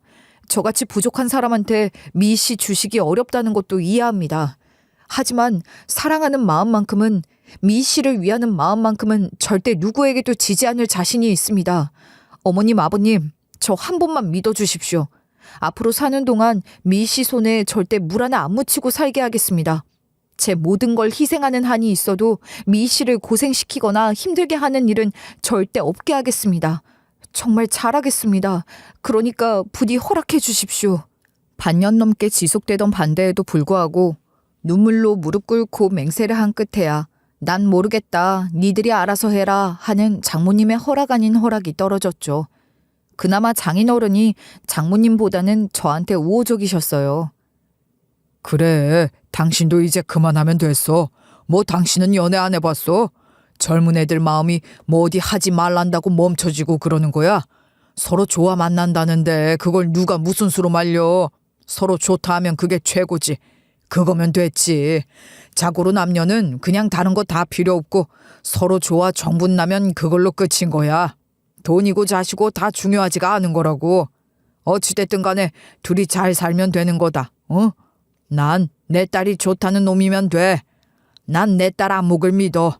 아무나 좋다고 드릴 그런 정신 나간 아이도 아니고 내 딸이 온전히 정신 박힌 아이니 오죽지가 잘 골라왔을까 싶다. 그러니 강서방, 앞으로 내가 강서방이라고 부름세. 강서방이 한 맹세 평생 잘 지킬 자신이 있겠지? 물론입니다, 아버님. 제가 정말 평생 잘하겠습니다. 아이고, 저 하나 있는 외동딸을 귀하게 더 아껴서 제대로 시집 보낼 생각은 않고 말이야. 됐어. 이제 허락한 거야. 한 입으로 두말하지 말어. 끝. 앞으로 자넨 우리 사위야. 장인어른은 결혼 전부터 저를 우리 사위 하고 부르시며 저희 결혼도 적극적으로 지원을 해주셨어요. 그런데 그만 일이 터지고 말았습니다. 결혼을 하고 얼마 안 있다가 저의 가장 든든한 지원군이었던 장인어른이 글쎄 바람이 나서 이혼을 당하시는 일이 생기고 만 거였죠. 게다가 더 충격적인 건 장인어른이 바람이 난 상대가 거의 우리 아내뻘의 한참 어린 아가씨였다는 점이었습니다. 그 소식은 제게도 아내에게도 정말 충격적이었어요. 장인어른이 그런 일을 할 줄은 정말 상상도 못하고 있었거든요. 하지만 누구보다 충격받은 건 장모님이셨죠. 그런데 장인어른의 외도로 인한 이혼 이후 장모님의 분노는 엉뚱하게도 저한테로 튀기 시작했어요. 장모님은 처음부터도 저에 대해 별로 탐탁지 않게 생각하셨지만 장인어른이랑 사이가 그렇게 되고 두 분이 갈라서고 난 뒤에는 점점 더 저를 타박하는 일이 많아졌습니다. 장인어른이 어린 여자와 바람이나 이혼을 하게 됐으니 저 역시 그럴 확률이 크다는 말도 안 되는 논리를 내세우며 절 의심하기 시작하신 거였죠. 엄마, 제발 그만해. 이 사람이 아빠야? 아빠가 그랬다고 왜 이 사람한테 그러는 거야, 대체? 이 사람 그럴 사람 아닌 거 엄마도 알잖아. 적어도 우리 딸 두고 허튼 짓은 안 할 사람이라 받아준다고 엄마가 이 사람이랑 나 허락하면서 그랬었잖아. 잊었어? 너희 아빠는 뭐 그럴 사람이었니? 뭐 그럴 사람이라 바람이 났어? 너희 애비가 골프 치다 만난 그 어린 여자랑 바람 날 줄 누가 알았겠냐? 어? 남자 새끼들이 하는 일이 다 그렇지. 너희 아빠는 뭐 그런 놈일 줄 알고 내가 결혼을 했는 줄 알아? 너도 정신 차려 이거사. 남자 놈들이 다 그래. 믿을 족속이 아닌 게 저것들이란 말이야. 염치도 없는 놈들. 아주 양심이 썩어 문드러진 놈들이 세상에 어쩜 이렇게 넘쳐나는지. 장모님, 걱정 마십시오. 저는 정말 그럴 사람도 아니고 장모님도 잘 아시지 않습니까? 알기는 뭘 알아. 자네가 우리한테 왜 무릎 꿇고 좀 빌었기로 서니 내가 자네를 믿는 줄 알아? 뭐 그 양반은 안 그랬는 줄 알아? 나도 니들 둘만큼 죽고 못 사는 연애 그거 해봤어. 근데 지금 말년에 어떤 꼴이 나는지 한번 봐봐라. 이게 남자란 족속들이 하는 짓이야. 그 인간도 그랬어. 그 인간은 저것보다 더했다. 우리 집이 부자고 그놈은 별 볼 일 없는 집안 출신에 개천에서 난 용이라고 처음에 장가올 때 우리 아버지 앞에서 무릎 꿇고 빌었던 놈이란 말이야. 근데 그 놈이 바람 피우고 다니는 걸 내가 눈 감아준 게 어디 한두 번인 줄 알아? 내가 니들 보기 민망해서 말을 안 했기에 망정이지. 내가 지금까지 아는 것만 해도 한 손으로 부족하다 이거야. 그러더니 이젠 아예 숨길 생각도 않고 당당하게 바람나서 이혼하는 것 봐라. 지가 누구 덕분에 그 자리까지 올라갔는데. 장모님은 그러면서 점점 더 저를 몰아가고 의심하고 집착적으로 저에 대해 감시까지 하기 시작하셨어요. 아마 결혼해 사는 동안 장인어른한테 당했던 것들이 모조리 다 저한테로 투영되기 시작했던 것 같아요. 저희가 처가댁에서 한 10분 정도로 가까운 거리에 신혼집을 구했었는데 틈만 나면 저희 집에 들이닥쳐서 저를 감시하고 의심하시기 시작하시는 거예요. 나중에는 거의 같이 사는 거나 다름없이 느껴질 정도였죠. 자네, 이 향수 냄새 뭔가? 어? 이거 여자 향수 냄새 아니야? 아니요, 장모님. 전에도 말씀드렸지만 이거 제 스킨 냄새입니다. 전에도 확인 다 해보셨잖아요. 휴대폰 꺼내보게. 문자인지 뭔지 그런 걸로 요새는 다 바람 피우고 다닌다며. 내가 확인을 해봐야지. 뭐하나? 당장 꺼내라니까. 무슨 의처증 있는 아내들이 하는 것처럼 말도 안 되는 의심을 하고 검사를 해대시고 누가 봐도 이상할 수준의 집착을 해대셨죠. 엄마, 제발 그만 좀 해, 제발. 이 사람은 아빠가 아니야. 왜 대체 아빠한테 못하던 짓들을 이 사람한테 하는 건데. 아빠가 그런 짓하고 돌아다녔다고 왜 이 사람을 의심하냐고. 아빠는 아빠고 이 사람은 이 사람이야. 우리 부부랑 엄마 아빠는 다르다고. 제발 그만 좀 해. 대체 언제까지 이럴 건데. 뭐가 달라. 너는 몰라 이거사. 순진하게만 커서 남자라곤 하나도 모르는 게. 넌 가만히만 있으면 돼. 엄마가 다 알아서 해줄 테니까. 뭐 하나 달고 나온 놈들은 내 구조가 우리랑은 아예 다른 거야. 기회만 있으면 뒷구녕으로 빠져나가서 무슨 짓이라도 하고 들어오는 족속들이 저것들이란 말이야. 내가 이렇게 펜스를 사방으로 쳐놓고 감시를 해야 그나마 눈치를 보지. 안 그랬다간 네 애비보다 더한 짓도 하고 돌아다닐 거다 아마. 부모도 없이 직업도 변변찮은 게 잘난 집에 장가와서 눈치 보이는 걸 어디다 풀 것 같니 너? 밖에 나가서 바람 피우고 여자 만나고 돌아다니는 걸로 푼다 이거야. 그런 게 남자 놈들이다. 글쎄, 이 사람한테 왜 자꾸 아빠한테 받았던 상처를 푸시냐고요.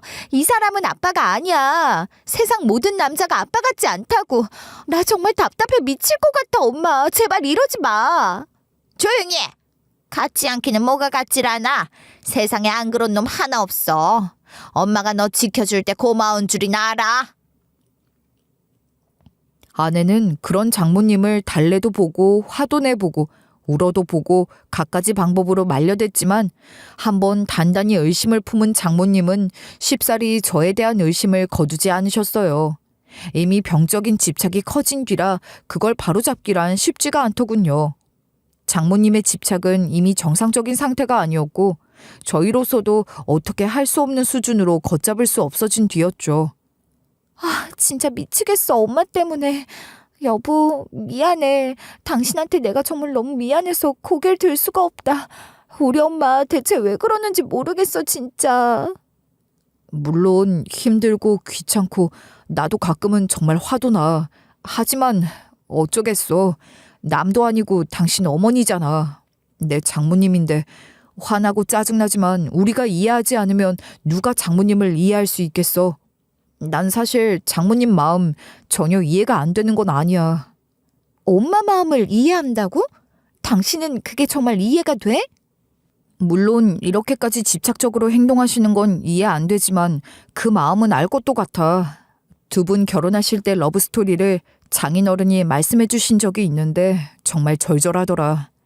그렇게 집안 반대 무릅쓰고 결혼하셨는데 그런 장인어른이 당신 몰래 바람 피우고 배신하고 불륜 저지르고 다닌 걸 뒤늦게 다 아셨으니 그 배신감과 충격이 얼마나 크셨겠어.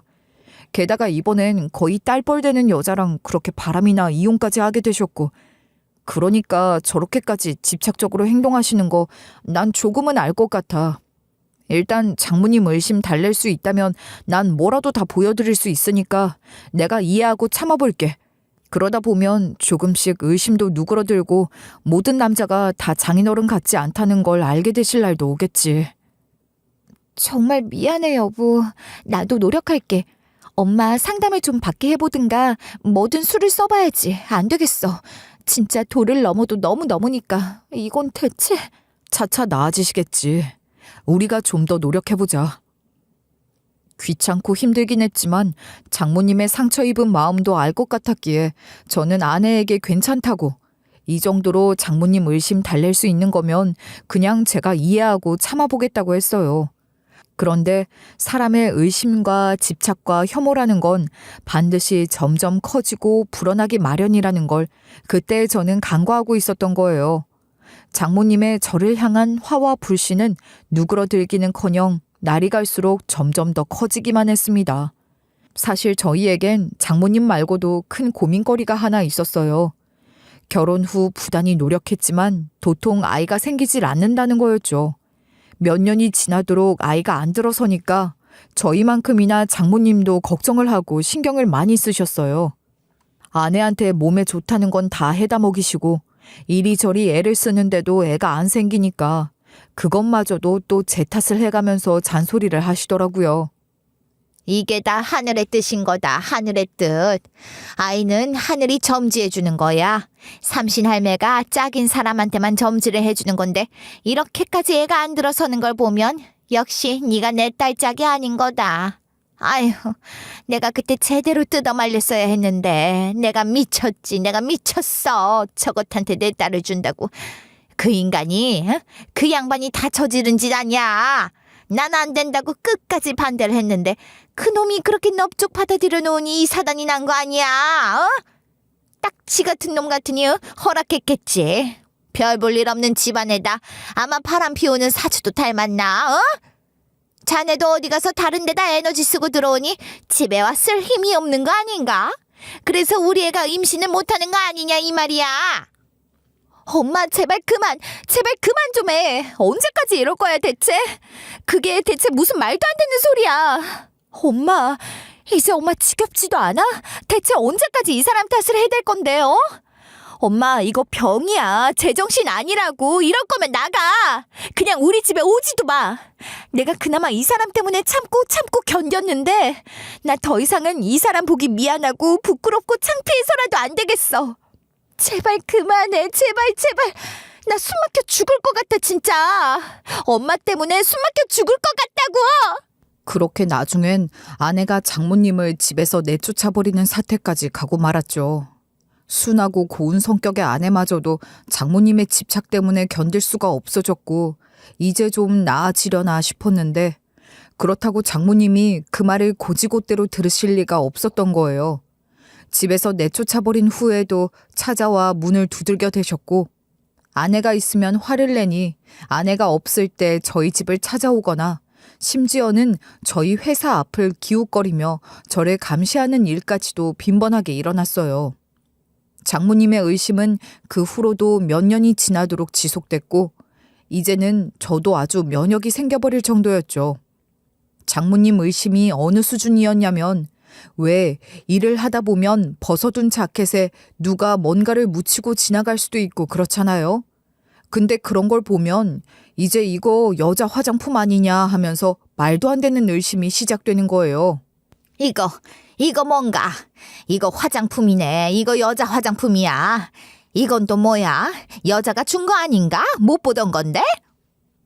장모님 혼자 저희 집에 들이닥쳐서 그렇게 1인 쇼를 해대면 전 아주 넌덜러리가 제대로 나서 그냥 한 귀로 듣고 한 귀로 흘려버리는 거예요. 저희 아내도 질릴 대로 질려버린 건 마찬가지였으니 이제는 그냥 장모님 혼자 그러시게 내버려두는 경지에 이르렀죠.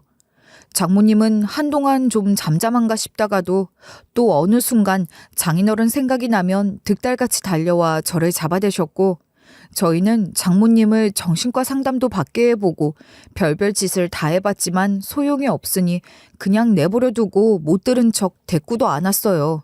그것 말고는 도저히 방법이 없더라고요.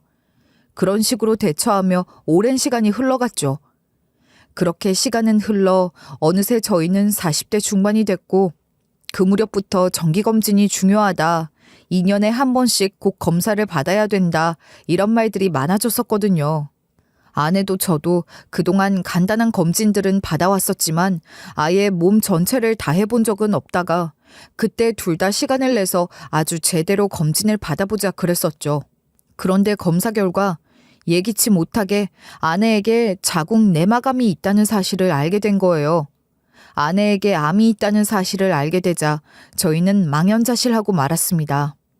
아이가 잘 들어서지 않아서 결혼 직후에 한 번 검사를 받아본 게 다였고 그 이후로는 한 번도 제대로 된 검사를 해본 적이 없었거든요. 그냥 우리하고 아이하고는 인연이 없는 모양이다 하면서 대수롭지 않게 넘겼었는데 그게 미친 듯이 후회가 되더라고요. 조금만 더 빨리 검사했다면 더 빨리 치료할 수 있었을 텐데 어떻게 그렇게 무심했는지. 그냥 언젠가 아이가 생기겠지 생각하며 좀 더 기다려보자고만 말했던 아니랬던 게 아니었는데 그러는 게 아니었는데 어쩜 좋아 여보. 미안해. 내가 너무 미안해. 아내에게 무관심했던 것만 같아 제 자신이 너무 원망스러웠고 자꾸만 눈물이 흘렀어요. 그리고 마침내 장모님의 저에 대한 원망도 극에 달하고 말았죠. 이게 다 너 때문이다, 이 쓰레기 같은 놈. 네 놈을 잘못 만나 이런 일이 우리 딸한테 생긴 거야. 네가 무슨 짓을 하고 다녔으면 우리 애한테 자궁암이 다 생겨? 치와이프한테 이런 암을 주는 남자놈들이 넘쳐난다더니 밖에서 무슨 짓을 하고 돌아다니는 거야? 대체 뭐라고 돌아다녔길래? 얼마나 더러운 짓을 하고 돌아다녔길래 내 딸한테 이런 게 다 생기냔 말이야. 장모님은 병원이 떠나가라 저를 내리치고 소리를 질러대셨어요. 맹세코 저는 아내에게 부끄러운 행위를 한 적이 없었지만 아내의 자궁 내막암 소식을 듣고 나니 저 역시 그게 꼭 제 탓인 것만 같아 스스로를 자책하고 있던 터라 장모님이 제 탓을 해대시는 것도 그냥 잠자코 받아내고만 있었어요. 하지만 장모님은 잠잠해질 기미가 보이지 않았고 몇 날 며칠, 아니 몇 주째 그런 사태가 계속 이어졌죠. 그러자 보다 못한 간호사분들이 옆에서 장모님께 한마디씩 해주기 시작하더라고요. 어머님, 따님께서 큰 병에 걸려 힘드신 건 아시겠지만 이 자궁 내막암이라는 게 이 남편분 때문에 생기고 그런 병이 아니에요. 어머님께서 잘못 알고 계시는 거예요. 자궁암이라는 것도 종류가 여러 개가 있고요. 자궁 내막암의 경우엔 발병 원인이 아직 명확하지가 않아요. 그러니까 자꾸 이렇게 남편분 탓만 해대지 마시고 지금은 따님이 잘 치료할 수 있도록 안정을 취하게 해주는 게 무엇보다 제일 중요하세요.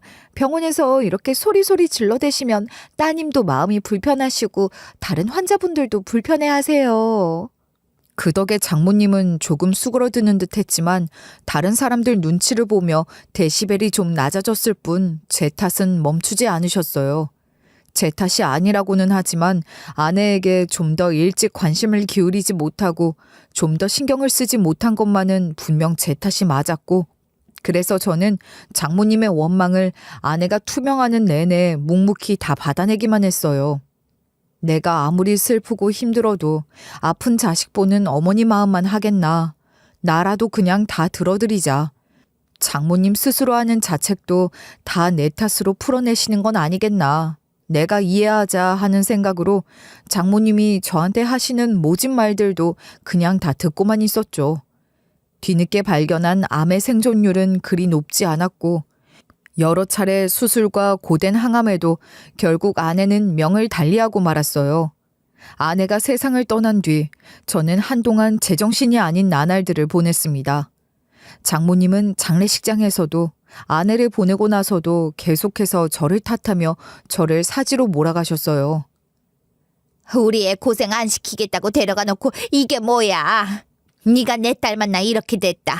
이걸 어쩔 거야? 내 딸 데려가 고생만 시키고 애 하나 못 낳게 만들더니 이제 기어이 세상까지 뜨게 해? 네가 데려가 잘 산다며 이 벌레 같은 놈.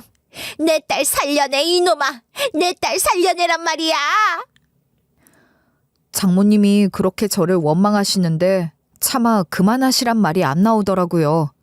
손에 물 한 방울 안 묻히겠다고 약속한 아내를 아직 젊은 나이에 병으로 떠나보냈으니 제 자신이 너무너무 미웠고 저 스스로도 제가 용서가 되지 않았어요. 게다가 그렇게 저를 원망하시던 장모님마저 아내가 죽은 다음 해에 교통사고로 돌아가시고 만 거예요. 장모님까지 가시고 나니까 저는 더 폐인처럼 지내게 됐어요. 저한테 집착적으로 화내고 제 탓만 해대시던 장모님이었기에 그런 분이 옆에 안 계시면 더 후련해질 줄만 알았는데 사람 마음이 또 그렇지가 않더라고요. 그렇게 꼬장꼬장하게 누구보다 강하게 사시던 장모님이 자식 먼저 보내고 나서 슬픔에 빠져 길거리를 헤매고 다니다 차에 치여 돌아가시고 나니 그마저도 다 제 잘못 같기만 한 거예요. 저는 부모님 두 분 다 돌아가신 뒤였고 사랑하는 아내에 이어 장모님까지 그렇게 되고 나니까 삶에 대한 의지 자체가 꺾이더라고요. 이 모든 불행의 원인이 제 탓인 것만 같고 모든 게 제 잘못인 것만 같았죠. 저는 그야말로 폐인 생활을 했어요. 처음에 아내 발인할 때 한 번 빼고는 그 뒤로 아내가 묻힌 추모공원에도 감히 가보질 못했어요. 제 자신이 너무 죄스럽고 염치가 없다고 생각했으니까 차마 아내를 볼 용기도 나지 않더군요. 그 뒤로 저는 다니던 회사도 나가질 않고 술만 들이마셨어요. 그렇게 술만 마시다 보니 더더욱 아내를 볼 용기가 생기지 않았죠. 그런 모습을 보면 아내가 뭐라고 할까 싶어 더더욱 가보질 못했던 것 같아요. 생전 잘 하지도 않던 술을 미친 듯이 퍼마시기 시작했고 알코올이 내 정신을 지배할 정도가 됐죠. 거의 그 정도 상태가 되니까 아예 정상적인 생활이 불가능할 정도였습니다.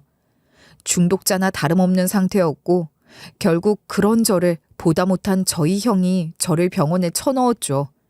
한동안은 중독 치료를 하느라 입원해 살았고 몇 달 뒤에는 퇴원해 통원 치료를 받았어요. 아내분이 돌아가신 건 환자분 잘못이 아닙니다. 내 탓이 아니다. 내 잘못이 아니다. 그걸 인지하는 게 가장 중요해요. 환자분도 힘드셨잖아요. 그리고 무엇보다 환자분이 남은 인생을 꿋꿋하게 잘 살아가시는 게 돌아가신 아내분께서 더 바라실 일입니다. 술은, 알코올은 절대 답이 될 수 없어요. 환자분도 이제 그걸 알고 계시잖아요. 병원에서는 계속해서 절 위해 정신상담을 해줬고 솔직히 처음엔 그 말도 다 부질없고 의미 없는 위로처럼 들렸어요. 하지만 시간이 흐르면서 저도 점점 제정신을 차려가기 시작했어요. 아내가 과연 지금의 이런 나를 보면 얼마나 한심하게 생각할까? 얼마나 나한테 미안해할까? 자기 때문에 내가 망가졌다고 생각하는 건 아닐까? 그런 데까지 생각이 미치니까 내가 이대로 있어서는 안 되겠다는 생각이 들더라고요. 그렇게 몸과 정신이 어느 정도 회복된 후에야 거의 3년 만에 저는 아내의 묘를 찾아가 봐야겠다는 생각이 들었어요. 그동안 뭐 하느라 안 왔냐고, 왜 코빼기도 안 보였냐고, 왜 그렇게 다 죽어가는 사람처럼 망가졌냐는 원망 듣지 않게 아내한테 멋진 모습 보여주고 싶어서 머리도 자르고 말끔한 옷도 한 벌 샀죠. 그렇게 오랜만에 사람다운 모습을 하고서 저는 아내가 있는 추모공원을 찾았어요. 그리고 관리실에 물었어요. 저 실은 제가 저희 아내 묘를 3년 만에 찾아왔거든요. 벌초라도 제가 직접 좀 해보고 싶어서 그러는데 혹시 장비 같은 것도 빌릴 수 있습니까? 아, 거기 묘는 매 수요일마다 사모님이 하시는데요. 그래서 아주 멀끔합니다. 저희가 벌초를 다 하는데도 매주마다 와서 다 돌보고 정리를 하고 가시죠. 그래서 여기 있는 묘 중에서도 제일 깨끗한 데가 그쪽이에요. 관리인의 말에 전 어리둥절해졌죠. 아니, 사모님이라니?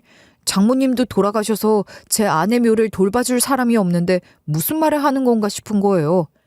그런데 관리실에선 그렇게까지 자주자주 들러서 묘를 돌보는 분이 또 없는데 아주 지극정성이시라 저도 참 대단하시다 생각하고 있다면서 알기 어려운 말을 하는 거예요. 전 도저히 가늠이 되지 않았죠.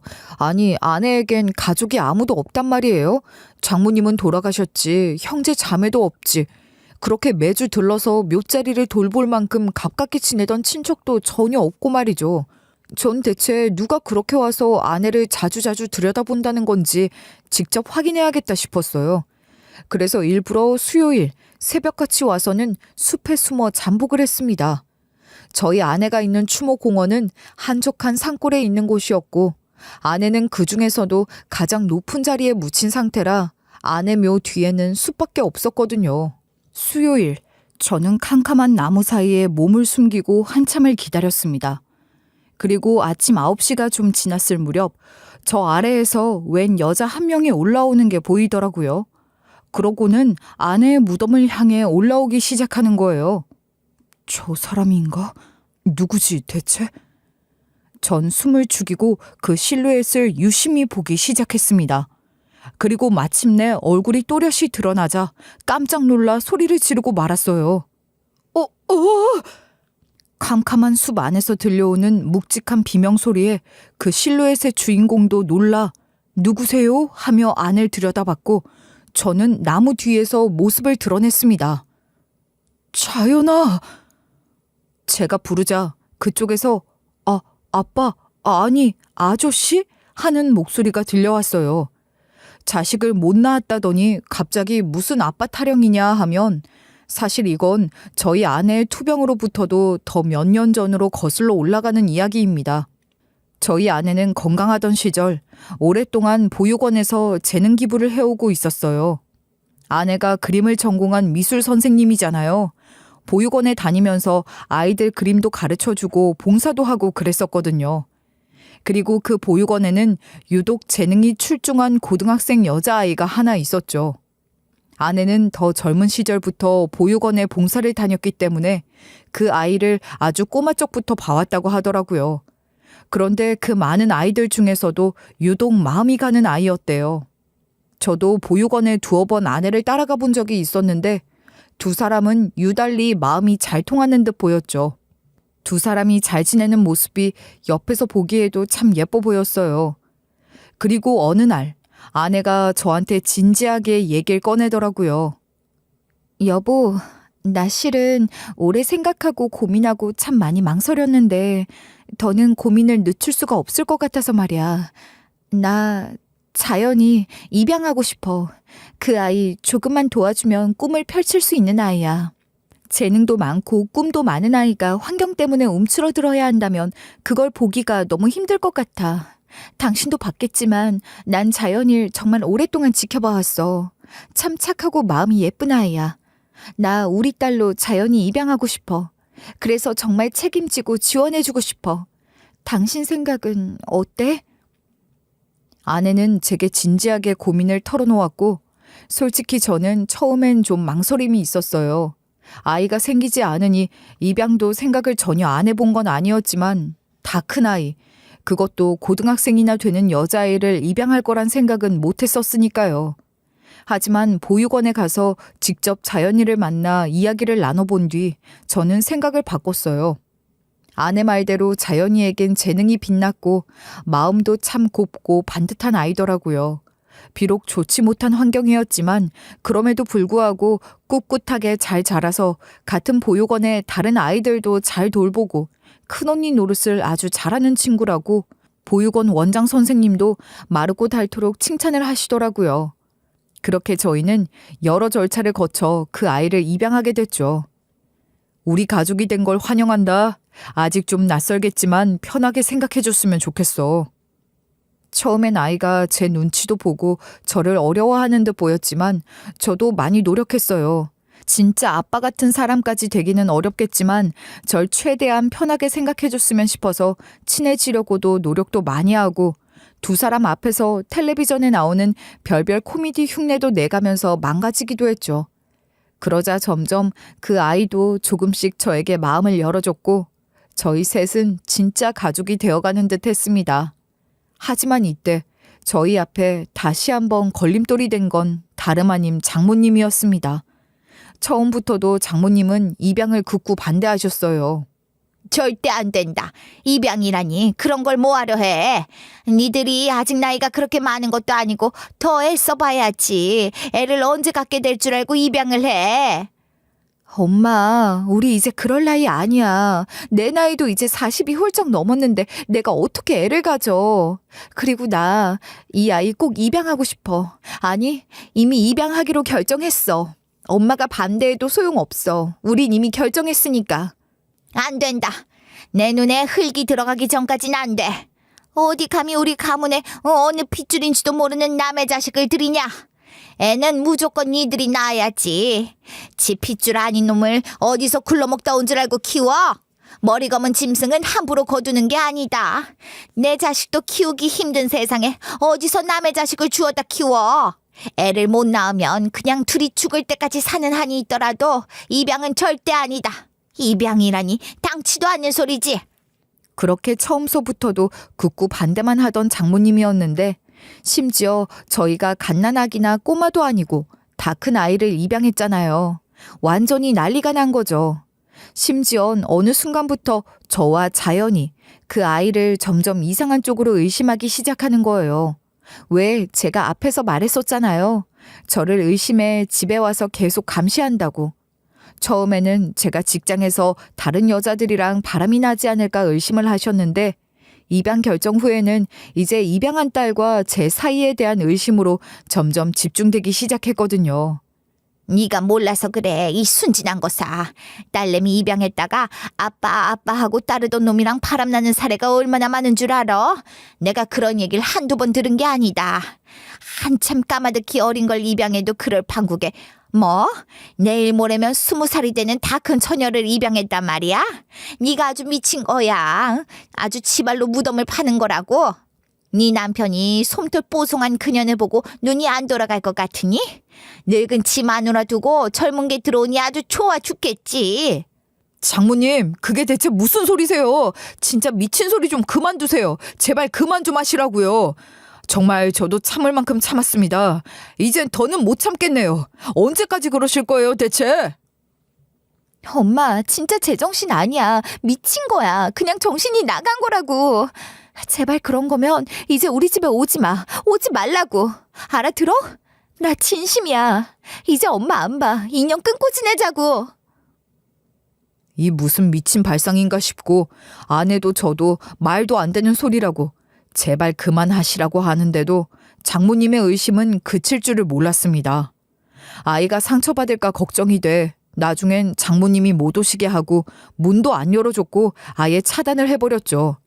하지만 막무가내로 들이닥치는가 하면 집에 찾아와 이웃들이 다 내다볼 정도로 쾅쾅 문을 두드려대기까지 하니 저희 셋 다 미칠 지경이 됐었죠.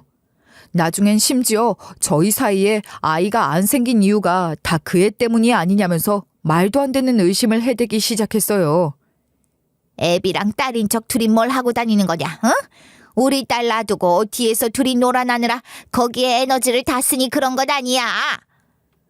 말도 안 되는 소리를 해대던 장모님은 그러다 아내가 암에 걸린 사실을 알고 나선 그 의심이 더 폭발하고 말았습니다. 게다가 그땐 이미 입양한 딸이 성인이 된 후였고 대학 다니면서 그림 전공에 한참 바쁜 때였거든요. 아마 미술 전공하는 자녀분이나 손주가 있으신 분들은 아실 거예요. 그림 전공하는 대학생들은 시험 기간이나 과제 제출 기간 되면 아예 학교에서 몇 날 며칠 자면서 작업하기 바쁠 정도란 말이에요. 그런데 그 아이가 워낙 바빠 저희가 엄마 병간호에 신경 쓰지 말고 학업에 충실하라고 얘기를 했었거든요. 이미 아내의 투병은 한참 진행이 됐고 언제까지고 아이가 여기에만 매달리게 할 수도 없는 노릇이었으니까요.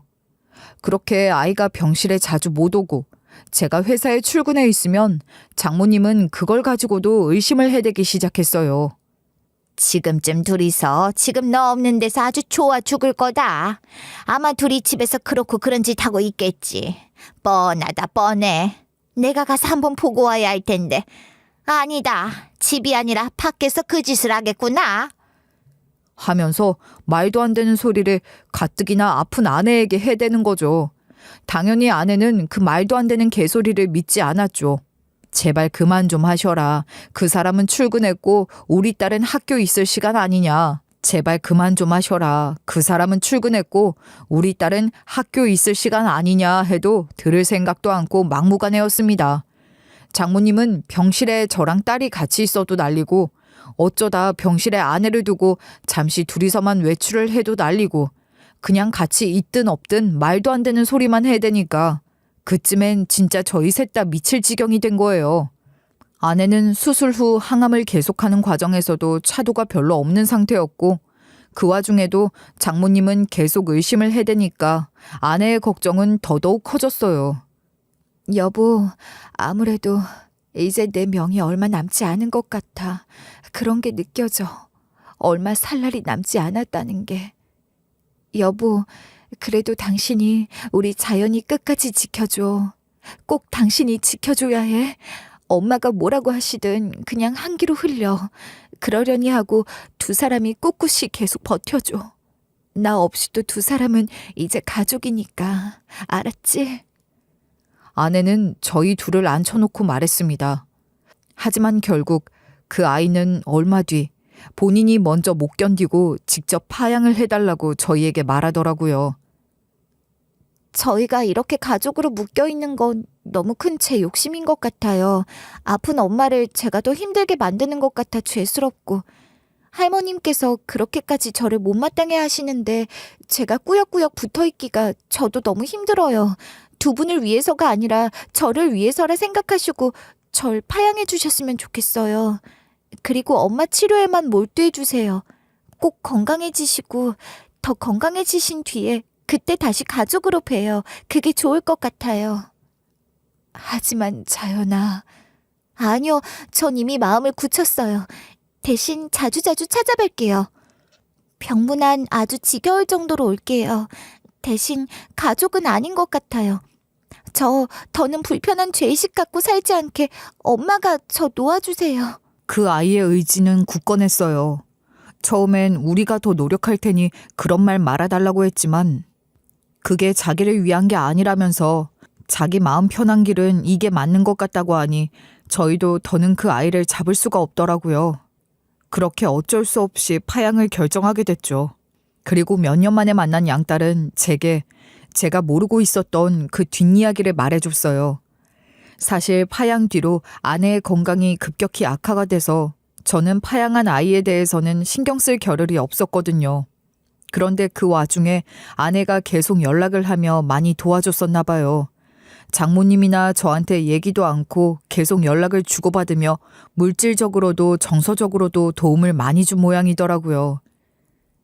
엄마가 남은 등록금도 다 미리 납부를 해주셨다고, 그리고 졸업하고서도 보태라고 통장을 만들어주시고, 그리고 전 몰랐는데 나중에 알게 됐어요. 저한테 도움이 될 만한 교수님들이나 작가님에게 연락도 해두시고, 제가 졸업 후에 그림 계속 그릴 수 있도록 그런 세세한 부분들까지 신경 써주셨다는 걸. 정말 너무 큰 은혜를 입었어요. 제가 이걸 어떻게 갚을 수 있을지. 그러면서 아이는 눈물을 보이더군요. 그 아이는 어릴 적부터 봐온 우리 아내에게 정이 많이 들어 있었고 친엄마는 아니지만 친엄마보다도 더 사랑하고 따랐다고 했어요. 같이 산 세월은 얼마 되지 않았지만 인생에서 2번 다시 만날 수 없는 귀인이라 생각했어요. 제가 어떻게 그런 분을 제 인생에서 다시 만날 수 있겠어요. 낳아준 부모님마저 버린 저를 그렇게 어릴 때부터 예뻐해 주시고 지금까지도 이렇게 저한테 사랑을 주시는데. 그런데 장모님 때문에 장례식에조차 참여를 못해 너무너무 죄스러웠다는 말을 하더군요. 그렇게 큰 도움을 받았는데 마지막 가시는 모습도 보지 못하고 심지어 인사조차 하지 못했으니 그게 너무 죄스럽고 한으로 남았어요. 그래서 어떻게든 물어물어 이렇게 묻혀 계신 곳을 알아냈던 거였어요. 그렇게 돌아가신 뒤에라도 여길 관리하는 걸로나마 은혜를 조금이라도 갚고 싶었어요. 제가 할 수 있는 게 갚을 수 있는 길이 이것밖에 없었으니까요. 아이에게 저한텐 왜 그동안 연락을 하지 않았냐 물으니 아이가 그러더라고요. 실은 한번 집을 찾았다가 아저씨가 술에 만취해 있는 모습을 먼발치에서 본 적이 있었어요. 그 뒤로 가끔 걱정이 돼 멀리서만 지켜보다가 한 번은 신고를 대신해 준 적도 있었죠. 그러고 돌이켜 생각해보니 어렴풋이 기억이 나더라고요. 제가 술에 빠져 지내던 시절 추운 겨울날 길에서 술을 먹다 엎어져 잠든 걸 누가 경찰에 신고해 다행히 별일 일어나지 않았던 적이 있었는데 그때 전화해 준 게 아마 이 아이였나 봐요. 엄마 떠나보내시고 힘들게 사시는 모습을 보면서 차마 저까지 앞에 나타나질 못하겠더라고요. 그래서 언젠가 괜찮아지시면 다시 뵙고 싶었어요. 그렇게 그 아이와 아내가 있는 추모공원에서 재회를 한 후 우리는 종종 연락을 하고 지냈어요.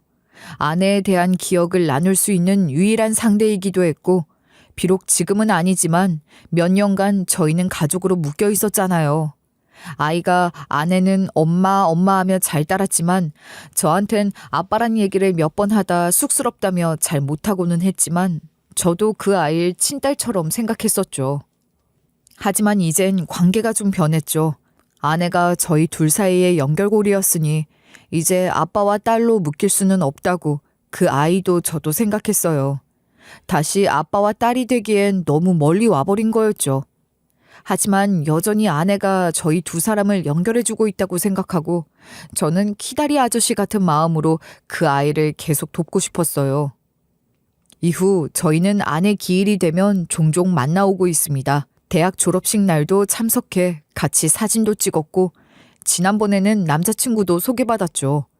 남자친구에게 저를 아주 고마운 은사님이라고 소개하더라고요. 남자친구도 생기고 자기 일도 씩씩하게 잘해내고 있는 그 친구를 보니 참 뿌듯하고 뭉클해지더군요. 저희 아내가 씨를 뿌리고 물을 주고 싹을 틔어낸 자리에 예쁜 꽃도 피고 나비도 날아드는 걸 바라보니 참 마음이 따뜻해집니다. 아내는 비록 더 이상 이 세상에 없지만 아내가 남기고 간 고운 마음만은 우리 두 사람 모두에게 남아있는 것 같네요. 저는 그날 그 아이를 제외한 후 다시 삶의 의지와 목적을 되찾은 것 같아요. 그 아이도 아내를 보내놓고 그렇게 꿋꿋이 잘 살고 또 고마운 마음도 잊지 않았는데 어른인 제가 너무 방황이 길었다는 게 부끄럽기만 하더라고요. 저는 아내의 뜻을 이어 아내가 남기고 간 유산의 일부를 자연이와 비슷한 처지에 놓인 아이들을 위해 장학금으로 기부하고 보육원에 나가 봉사도 하고 있어요. 다시 직장을 구해 열심히 일하며 틈틈이 아내가 있는 곳에 찾아가 두런두런 이야기도 나누고 오곤 하죠. 돌이켜 생각해보면 아내는 저한테 참 많은 걸 남겨주고 갔네요. 이렇게 사연을 쓰며 다시 한번 아내를 추억할 수 있어 감사한 마음입니다. 지금까지 제 이야기 들어주신 분들께도 정말 고맙습니다.